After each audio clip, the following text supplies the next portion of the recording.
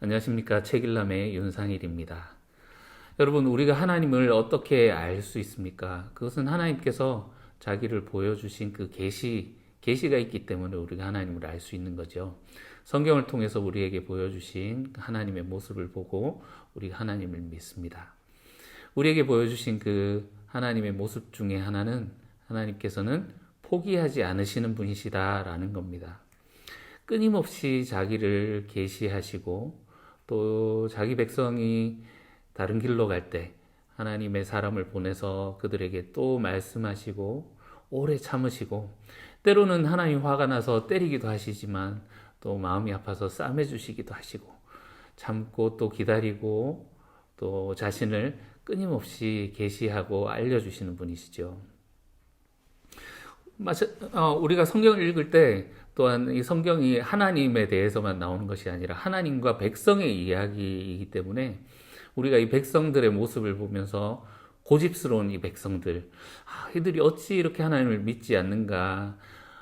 하나님께서 출애굽하게 하시고 불기둥, 구름기둥으로 이들을 보호해 주시고 인도하셨음에도 불구하고 어찌 이렇게 금송아지를 만들어서 이것이 우리의 신이다라고 이렇게 하는 그런 모습을 가질 수 있는가 보면서 안타까워하고 답답해하기도 합니다. 그런데 우리가 성경을 읽을 때 현대인의 눈으로 이것을 보면 이해가 안 갈 때가 참 많이 있습니다. 그래서 고대 근동의 사람의 눈으로 볼 때 하나님께서 자기 자신의 모습을 어떻게 계시를 하고 계시는지, 그래서 우리가 오늘날 현대인들이 교리를 통해서 배우고 알고 있던 그 하나님의 모습이 아닌 정말 이 살아계신 그 하나님께서 그들을 통해서 어떤 모습을 보여주셨는지 우리는 읽을 수 있습니다. 그러니까 이 성경이 읽혀지던 시대에 그 사람들의 눈으로 우리가 성경을 봐야 이 하나님을 만날 수 있다라는 얘기이기도 하겠습니다. 그 고대 근동에 살던 사람들이 이 하나님의 모습을 발견하고 그것을 수용하는 것이 쉬운 일만은 아니었을 것입니다. 성경에서 하나님께서 자신을 계시하시고 보여주는 것이 단 한 번의 사건을 통해서만 보여주신 것이 아니라 앞서서 말씀드렸다시피 포기하지 않으시는 하나님, 그 하나님이 끊임없이 여러 번 그 역사를 통해서 자신을 계시해 주시는 오랜 호흡을 통해서 읽어야 되는 책이지요. 그래서 이 포기하지 않으시는 하나님께서 또 끊임없이 자신을 계시하시지만 갈팡질팡하는 백성들, 그러나 하나님은 참으시고 또 자신을 계시하시고, 그러나 희망적인 것이 그 백성들 중에서 하나님에 대해서 알고 남아있던 자들이, 또 하나님의 음성을 들었던 자들이 백성을 향해서 하나님 이런 분이시니까 우리가 하나님께로 돌아가야 된다 말을 하기도 하고, 오랜 기간을 통해서 성경이 기록되고 하나님과 백성의 이야기가 기록되어 있는 것을 우리가 보고 있습니다. 하나님이 자기 백성에게 하셨던 이 계시들, 이것이 한 사건을 통해서만이 아니고 이렇게 전체를 통해서 보는데, 책에서는 크게 이제 5가지 영역에서 그것을 말하고 있습니다. 첫 번째, 하나님이 이 언약 백성들과 언약을 맺을 때 주셨던 그 율법, 계명을 통해서 보여주시는 계시. 두 번째, 저주와 축복이라는 영역 가운데에서 하나님의 계시. 그리고 세 번째, 치료라는 영역에서 하나님의 계시. 네 번째로, 생명과 죽음을 주관하시는 분으로서 하나님의 계시. 마지막으로, 다윗과 하나님, 그 다윗이 어떻게 하나님을 신뢰하고 믿었었는지 그 모습에 대해서 말하고 있습니다. 그 중에 오늘은 첫 번째로 계명에서 계시된 하나님의 모습에 대해서 나누고자 합니다. 하나님께서 이스라엘 백성들을 출애굽하게 하시고 시내산으로 불러 모아서 이스라엘 백성과 언약을 체결하시죠. 그때 하나님께서 나는 이런 하나님이다 하고 자기를 소개하시는 그 부분과 특별히 첫 번째, 두 번째 계명만 오늘 살펴보고자 합니다. 출애굽 20장에 나오죠. 출애굽기 20장에 하나님이 자기 소개를 어떻게 하십니까? 나는 너희를 이집트 땅 종살이 하던 집에서 이끌어낸 여호와 너희의 하나님이다. 이렇게 말씀하십니다. 하나님께서 이스라엘 백성들에게 나는 아브라함의 하나님, 이삭의 하나님, 야곱의 하나님이다. 이렇게 말씀하지 않으셨죠. 오히려 이스라엘 백성들 입장에서는 우리의 조상의 하나님이시다 하면 더 친근하게 다가갈 수 있을 텐데 말이죠. 내가 너희의 조상의 하나님이고 너희를 이 땅에서 이끌어낸 신이다 이렇게 말씀하지 아니하시고 하나님은 출애굽 사건을 언급하시면서 그 이집트 땅, 애굽 땅에서 이끌어낸 하나님이다 이렇게 말씀을 하시거든요. 이것은 신들의 전쟁의 맥락 가운데에서 우리가 그 배경을 읽을 수 있습니다.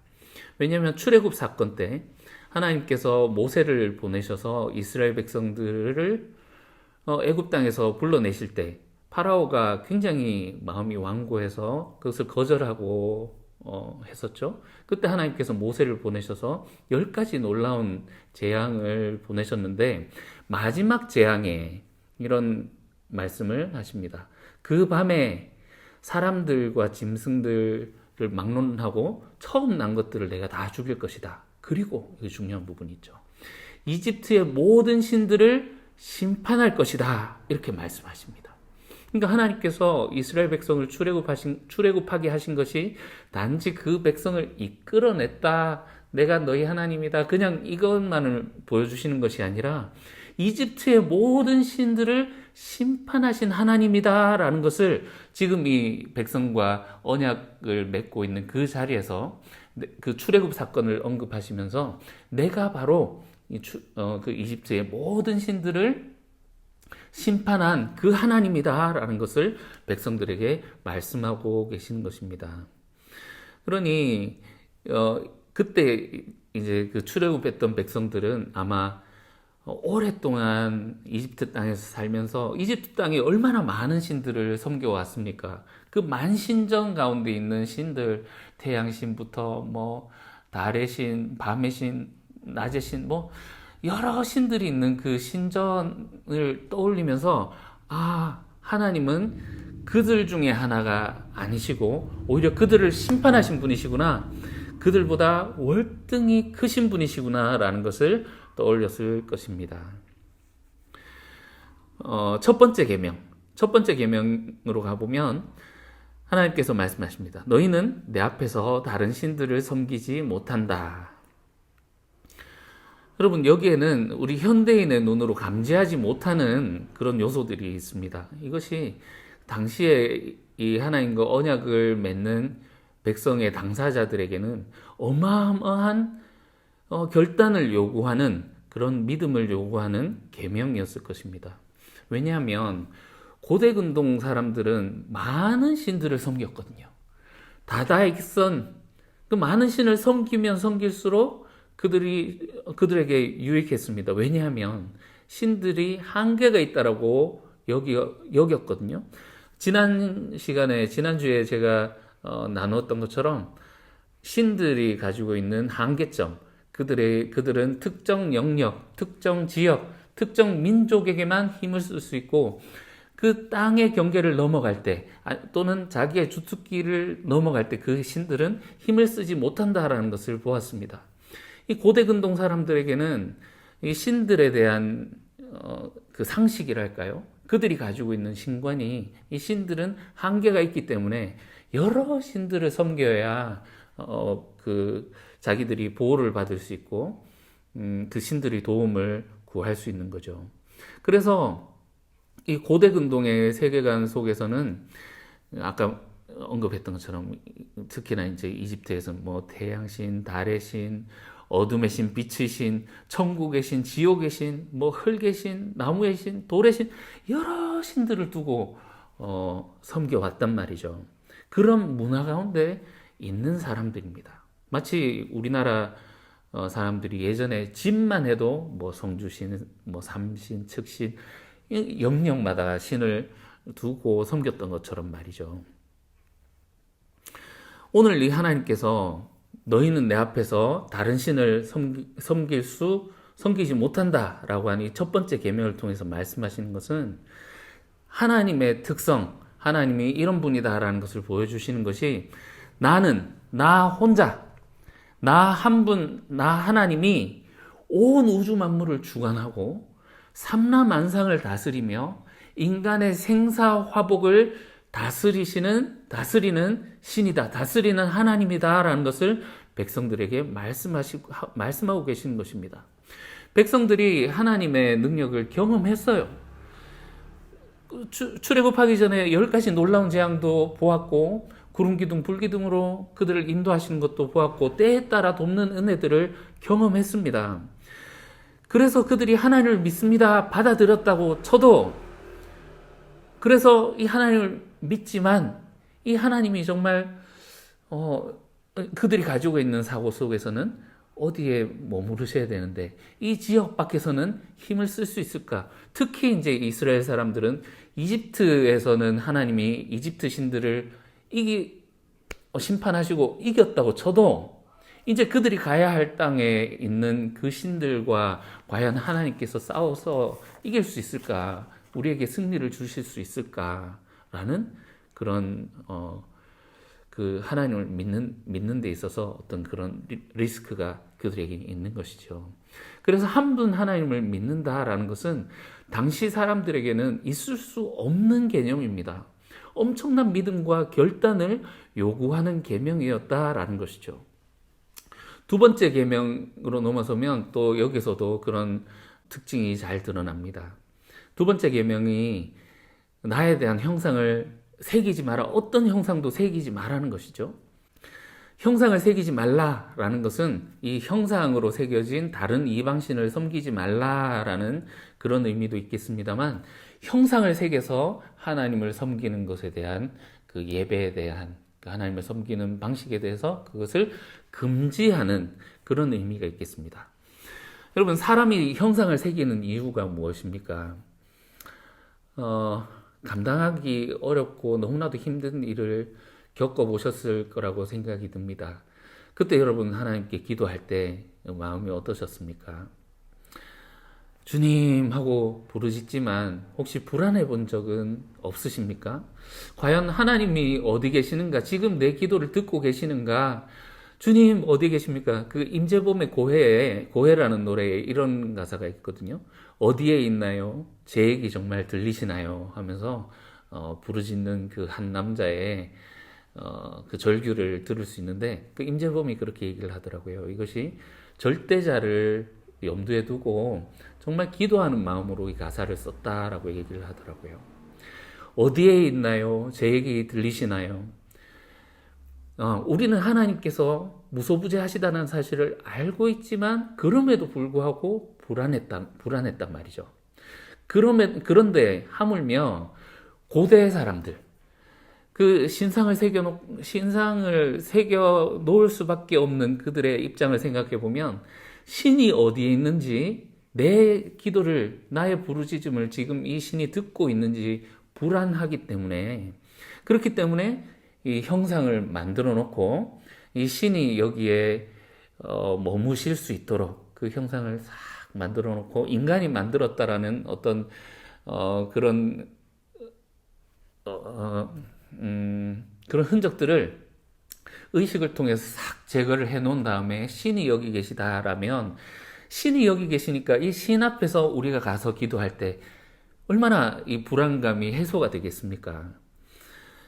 그러니까 이 인간이 접근하기 좋은 곳에 신상을 딱 만들어 놓고 거기다가 기도를 하고 신에게 기도를 하고 나아갔던 것이죠. 여러분, 이 제2계명의 의미, 형상을 새기지 말라라는 것은 하나님의 모습이 여기서 자기 모습을 계시하심이 보입니다. 나는 이런 형상 따위에 갇히는 하나님이 아니다. 나는 무소부재한 하나님이다. 나는 어디에든 있는 자다라는 것을 보여주시는 거죠. 형상을 새기지 말라. 나는 어디에든 있는 하나님이다. 여러분, 고대 근동에 살고 있던 이 사람들이 이 하나님의 이 2계명, 1계명, 2계명 이것을 수용하기가 쉬웠을까요?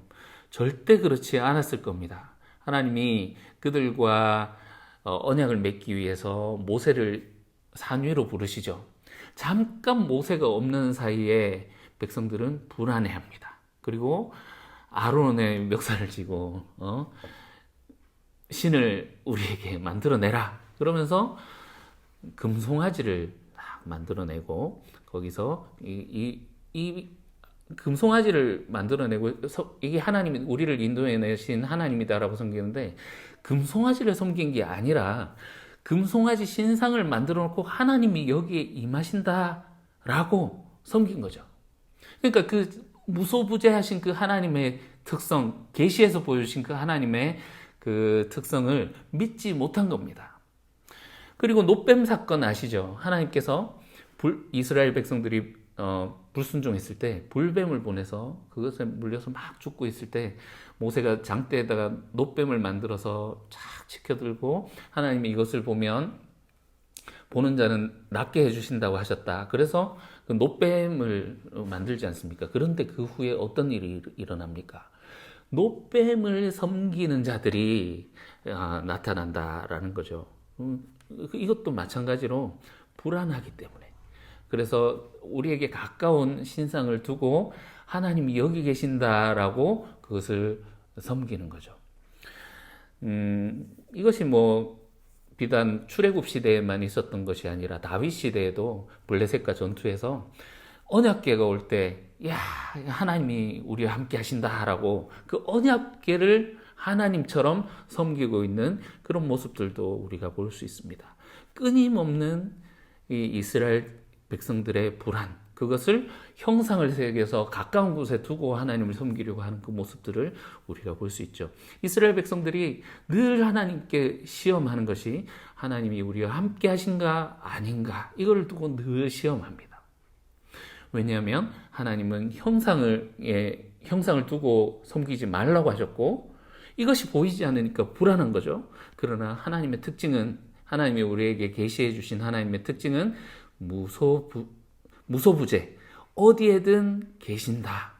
그래서 하나님이 어디에든 우리와 함께 하시기 때문에 하나님이 우리와 함께 하신다라는 것을 하나님은 이스라엘의 역사를 통해서 끊임없이 불안해하며 시험하는 이스라엘 백성들에게 끊임없이 내가 너희와 함께 한다라는 것을 계시해 주십니다.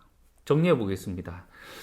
오늘 이제 이 계명 속에서 드러난 하나님의 모습에 대해서 우리에게 보여주신 계시하신 그 하나님의 모습에 대해서 살펴봤는데 하나님이 언약 백성들과 언약을 맺으실 때 자기 소개 이집트 땅에서 너희가 종살이하던 땅에서 건져낸 하나님이다 하실 때 그곳에 있는 신들을 심판하는 하나님 이집트에 있는 신들로 대표되는 한계가 분명한 신들, 지역과 민족과 그들의 영역 가운데 한계가 지어진 그들 신들보다 월등히 뛰어난 하나님이시다.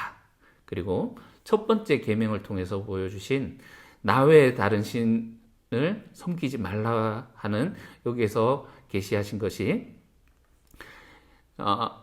하나님 한 분만이 온 우주와 삼라만상과 생사화복, 인간의 생사화복을 주관하는 분이시다라는 사실. 그리고 두 번째 계명을 통해서 계시하신 것이죠.